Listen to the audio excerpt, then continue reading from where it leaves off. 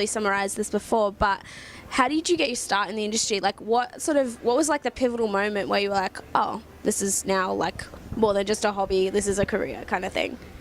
I think, I don't know, I was probably about 14 or 13. Oh, yeah, 14 or 13, and I kind of realized that everyone else was starting to get, because I worked at my parents' cafe for a while, and I always wanted to be an actress. And then I realized that people were making money from playing music, and I was like, oh, I could keep doing it and make money from it. Yeah. And and I just kept going from there, and I moved to Brisbane to go to this music school, because I was just like, that's all I wanted to do, and like the longer I did it, like the more passionate I became about it. And I think it's always, like, I've always sung and always like written songs. Like, they weren't very good when I was little, but I still wrote them. But it's just always been something that I wanted to do, and I think around that age I kind of went, like, that this is the thing that I have to do. Like, I don't have a choice, you know.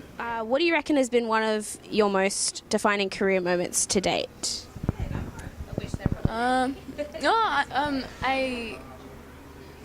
There's been a lot of really exciting moments for me. Like, I grew up listening to the Cat Empire, and I got to tour with them a few times, and Xavier Rudd, and I was really excited a couple of years ago. I got one of my songs on an ice cream ad with Bradley Cooper. That was really exciting for me. I really have a bit of a crush on him. He's quite pretty. It's just like the whole thing. I think for me, even like when it's not going as exciting as when it's going large, you know, I think it's all just really, I'm just lucky to be in it, you know, and I'm just happy about every day, no matter what's happening, as long as I'm still getting to. How has the way you make music changed over time? Do you have a different process now than what you used to? I think when I was first starting out, I just wrote songs, and I didn't really think about why I was doing it or what it meant or even what the songs meant. I didn't stick to a structure. I didn't stick to, like, it has to make sense or anything. And I think over time I've become more, but that was when I was like really like a kid almost, you know, and I think you become more aware of yourself, and you become more aware of what you're doing and your actions, and with that came also being aware of what I was doing with music and going, like, I should try to write in different styles and different ways, you know. And I think that structurally it's changed a lot, and I've given myself a lot more of a routine, you know. I have to get this done, I got to do this, you know, because it's like my job now. But and I think it's just grown with me as I've grown, I guess. What has been a songwriting challenge or roadblock that you've come up against, and what are the ways you've sort of tried to bust through that?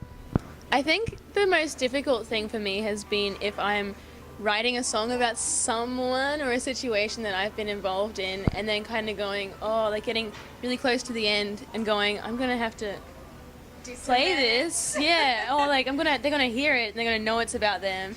Like, one of my ex-boyfriends, I wrote a song and I just straight up put his name in it like 4 times, or like it's actually gets repeated a lot, so it's definitely obviously about him, and it's kind of taking the piss out of him. And I showed him first, and he kind of listened and went like, oh yeah, that's fair, I guess. But like it was good because we could laugh about it, you know, and because we were still friends. And like, but I think that's the most difficult thing for me that I'm trying to get over at the moment. Like, there's a lot of situations where I'm like, I want to write about this, but I don't want anyone involved to know, you know, because like people know the details of those situations, and it could be embarrassing for people. It could make them too vulnerable. And I think I've been trying to find a way to like either get over that or to mask it better. So that's what I'm dealing with at the moment.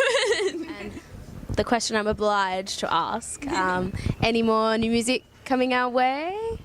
We're going to release a few more songs, and then hopefully an album in 2019.